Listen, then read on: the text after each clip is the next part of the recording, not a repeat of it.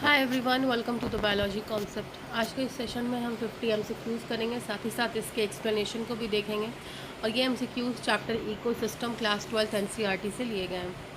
Question number 1, the ultimate source of energy in an ecosystem is. तो ultimate source of energy आपका क्या होता है? सन, ठीक है, जो कि प्लांट्स को एनर्जी देता है, ठीक है। तो ये हो गया आपका ultimate source of energy in an ecosystem. तो हमारा ऑप्शन क्या होगा? करेक्ट, सी होगा। Question number 2, the amount of biomass produced per unit area per unit time by plant is. तो इस अमाउंट ऑफ बायोमास को हम कहते हैं ग्रॉस प्राइमरी प्रोडक्टिविटी, जिसे हम शॉर्ट फॉर्म में जीपीपी भी कहते हैं। Question number 3, net primary productivity is. तो net primary productivity equals to होता है आपका GPP minus respiration loss. Option B हमारा करेक्ट हो गया, ठीक है। Gross primary productivity minus respiration loss equals to आपका होता है एनपीपी। ये इक्वेशन बहुत इंपॉर्टेंट है, इसे याद रखिए। क्वेश्चन नंबर 4, विच ट्रॉफिक लेवल कंटेन्स हर्बीवोरस। तो हर्बीवोरस हमारे आते हैं सेकेंड ट्रॉफिक लेवल पर। फर्स्ट पर आपका आता है प्रोड्यूसर, ठीक है। प्रोड्यूसर, इस चीज़ को याद रखिए, प्रोड्यूसर और प्लांट्स जो होते हैं वो हमारे फर्स्ट ट्रॉफिक लेवल पर आते हैं, ठीक है। एंड सेकंड पे आपके हर्बीवोर्स आते हैं एंड फर्दर ऐसे ट्रॉफिक लेवल चलता रहता है। Question number 5, the pyramid of energy is always. Energy का पिरामिड जो होता है वो हमेशा अपराइट रहता है, ठीक है, अपराइट रहता है, ठीक है। Pyramid of energy is always upright. क्यों अपराइट रहता है? क्योंकि जो फ्लो ऑफ एनर्जी है ना वो यूनी डायरेक्शनल होता है, ठीक है, यूनी डायरेक्शनल होता है। और हर एक ट्रॉफिक लेवल पर सिर्फ उसका 10% ही जो एनर्जी होता है वो ट्रांसफ़र होता है, और बाकी एनर्जी जो होती है वो एज अ हीट लॉस हो जाती है। Question number 6, 10% law was proposed by.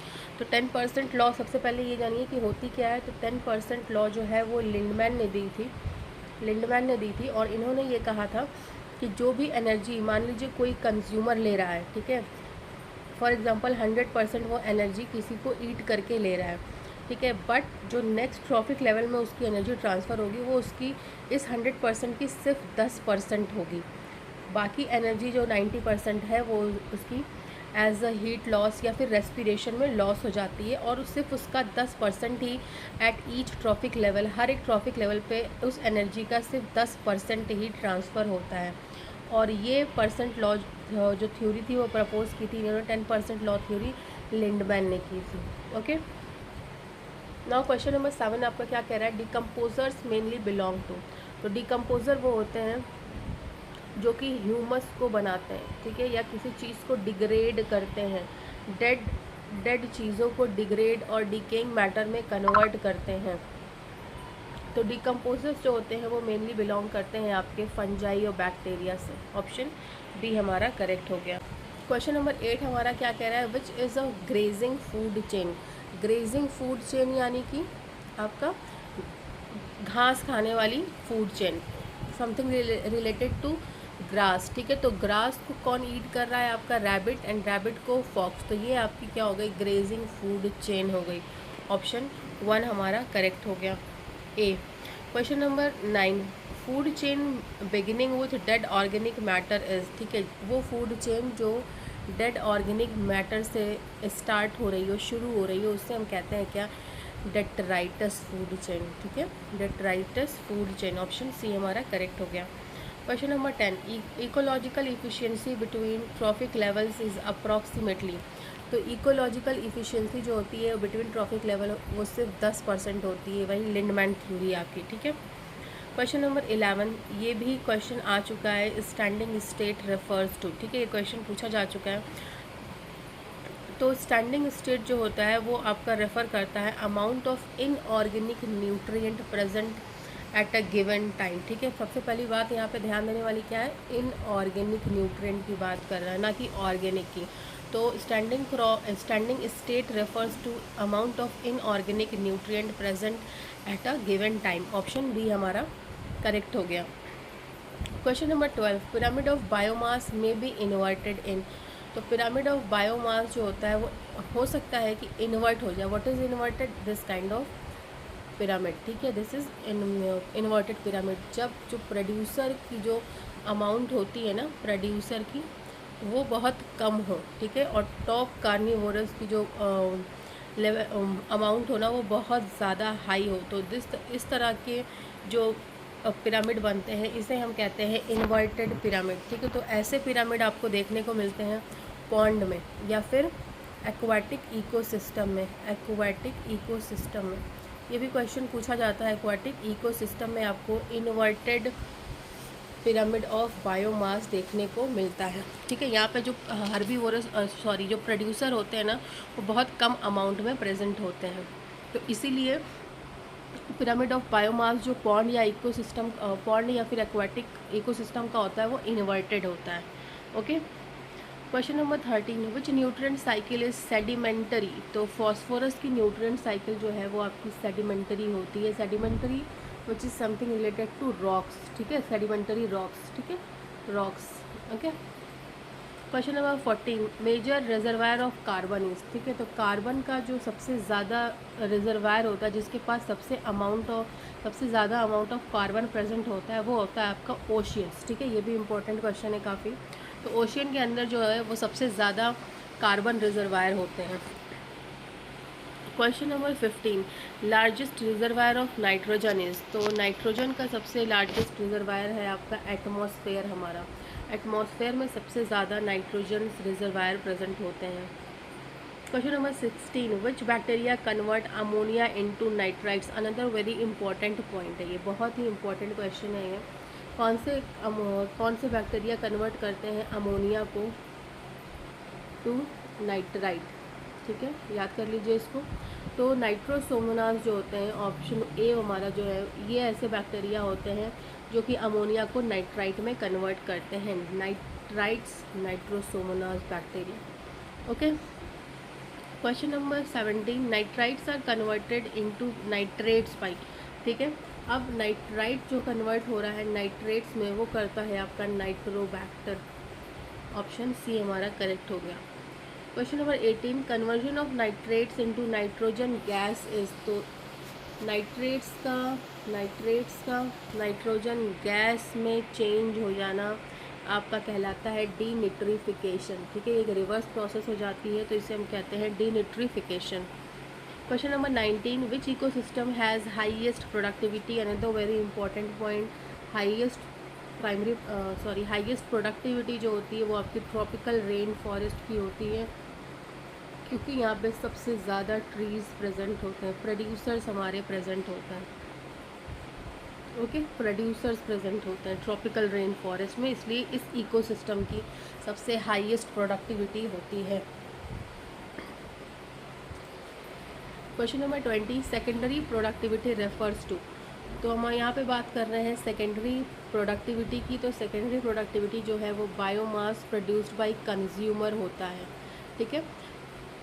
Primary productivity क्या होती है? प्राइमरी प्रोडक्टिविटी वो बायोमास होता है जो कि प्रोड्यूसर प्रोड्यूस करता, ठीक है, ये होती। प्लांट बायोमास प्रोडक्शन जो होता है वो आपका क्या हो जाता, प्राइमरी प्रोडक्टिविटी होता है। बट यहाँ पे सेकेंडरी प्रोडक्टिविटी की बात किया है, तो सेकेंडरी प्रोडक्टिविटी आपकी होगी biomass produced by consumer. Option B हमारा करेक्ट हुआ।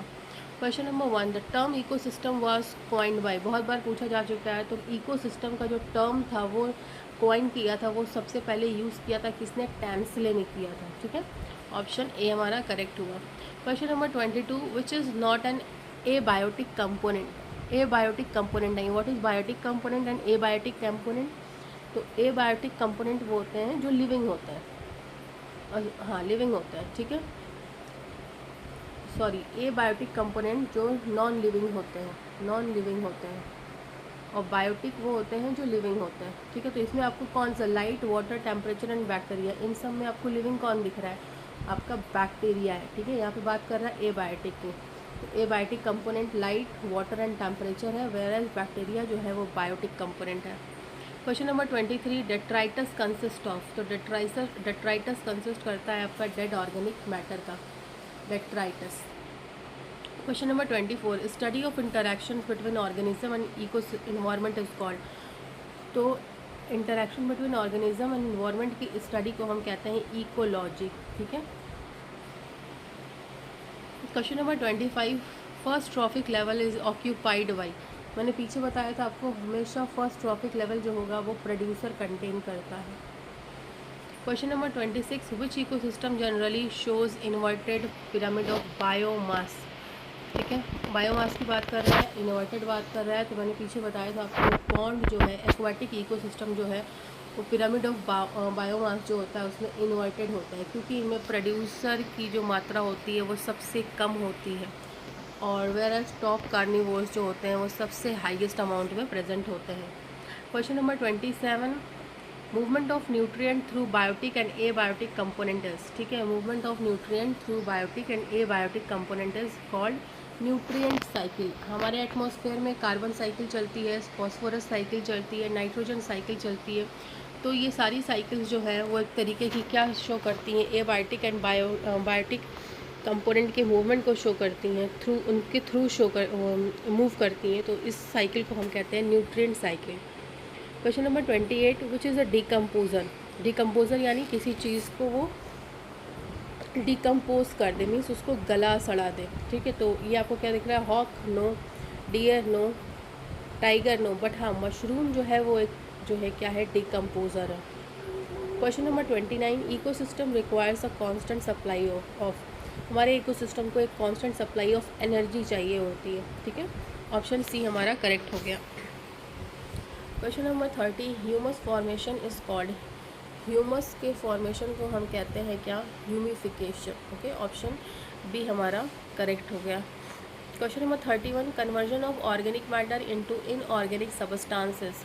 ठीक है, ऑर्गेनिक मैटर का conversion into inorganic substance is called mineralization. ठीक है, ध्यान देने वाली बात है कि यहाँ पे इनऑर्गेनिक मैटर नहीं है, ऑर्गेनिक मैटर है। ऑर्गेनिक मैटर कन्वर्ट हो रहा है किसमें, इनऑर्गेनिक सबस्टांसेस में, उसे हम कह रहे हैं mineralization. Okay, question number 32, fragmentation of detritus is mainly carried out by. तो डेट्राइटस जो है वो जो भी अपना काम करते हैं, फ्रेगमेंटेशन करते हैं, वो किसके थ्रू करते हैं, डेट्राइटिवोर्स के थ्रू। ये वो ऑर्गेनिज्म होते हैं जो कि किसी चीज़ को डीके करने में हेल्प करते हैं, डिकम्पोज करने में हेल्प करते हैं, उसे हम कहते हैं detritivores organism. Okay, question number 33, earthworms are. तो अर्थवर्म भी एक तरीके का क्या है, डेट्राइटिवोर्स। ऑप्शन बी हमारा करेक्ट हो गया। Question number 34, which is a secondary consumer. देखिए यहाँ पे क्या बात कर रहा है, कंज्यूमर की बात कर रहा है, तो ऑप्शन हमारा सी जो है वो करेक्ट हो जाएगा कि फ्रॉग हमारा एक सेकेंडरी कंज्यूमर है। ओके, क्वेश्चन नंबर 35 आपका क्या कह रहा है, energy flow in ecosystem is. मैंने स्टार्टिंग में ही बताया था कि एनर्जी फ्लो जो है इकोसिस्टम का एक यूनी डायरेक्शनल मूवमेंट शो करता है, वन वे। ओके, जिसे हम वन वे या फिर यूनी डायरेक्शनल भी कह सकते हैं। ऑप्शन बी हमारा करेक्ट हो गया। Question number 36, ecological pyramid was proposed by. तो इकोलॉजिकल पिरामिड हमारा प्रपोज किया था एल्टन ने, ये भी इम्पॉर्टेंट है, याद रखिए इसको। एल्टन ने प्रपोज किया था pyramid of ecological pyramid. Question number 37, which process releases carbon dioxide into atmosphere. कौन सी प्रोसेस जो है CO2 को रिलीज़ करती है इन एटमॉस्फेयर, तो वो है आपका रेस्पिरेशन। ठीक है, रेस्पिरेशन में क्या होता है, ऑक्सीजन ह्यूमंस लेते हैं एंड CO2 ह्यूमंस जो है एटमॉस्फेयर में छोड़ते हैं। ओके, रिलीज़ करते हैं। Question number 38, another very important question, greenhouse effect is mainly due to increase in. Carbon dioxide का जो कंसंट्रेशन है वो बढ़ रहा है, इसकी वजह से ग्रीन हाउस इफेक्ट भी बढ़ रहा है। ठीक है, तो greenhouse effect is mainly due to increase in the carbon dioxide. Option C हमारा करेक्ट हो गया।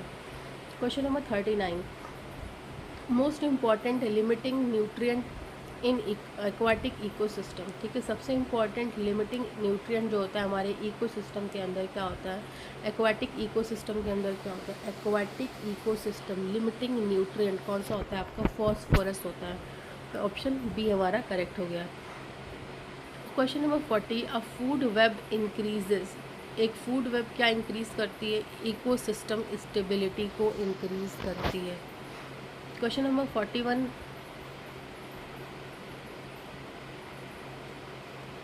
ये क्वेश्चन थोड़ा आप स्किप करिए, पूरा क्वेश्चन ये नहीं दिया हुआ है।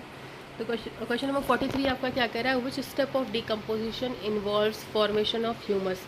ठीक है, ह्यूमस के फॉर्मेशन में कौन सा स्टेप जो है वो डिकम्पोजिशन को इन्वॉल्व करता है। तो ह्यूमिफिकेशन के अंदर जो है डिकम्पोजिशन होता है। ऑप्शन सी हमारा करेक्ट हो गया। Question number 44, which gas is fixed by rhizobium. ठीक है, राइजोबियम बैक्टीरिया क्या करते हैं, नाइट्रोजन फिक्सिंग में हेल्प करते हैं हमारे। ठीक है, तो ऑप्शन बी हमारा करेक्ट हो गया। Question number 45, detritus food chain begins with. तो डेट्राइटस फूड चेन जो है वो आपकी बिगिन होती है डेड ऑर्गेनिक मैटर से। Question number 46, maximum energy is available at.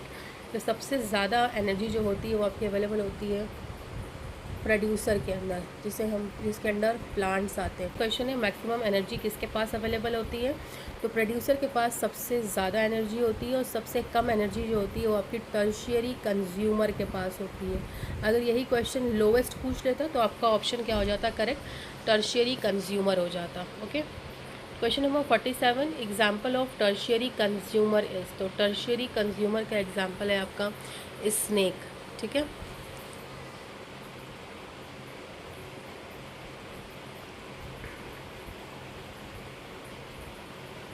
Question number 48, in aquatic ecosystem producers are mainly. तो एक्वाटिक इकोसिस्टम के अंदर जो प्रोड्यूसर्स होते हैं वो होते हैं आपके फाइटोप्लैंक्टन। ऑप्शन बी हमारा करेक्ट होगा। Question number 49, which pyramid can never be inverted. तो एनर्जी का जो पिरामिड होता है वो कभी भी इन्वर्टेड नहीं हो सकता। ऑप्शन सी हमारा करेक्ट हो गया। याद रखिए, एनर्जी का जो पिरामिड होता है वो कभी भी इन्वर्टेड नहीं होता है। Question number 50, energy flow through food chain follows. तो एनर्जी फ्लो जो है फूड चेन के थ्रू फॉलो करता है आपका both first and second law को।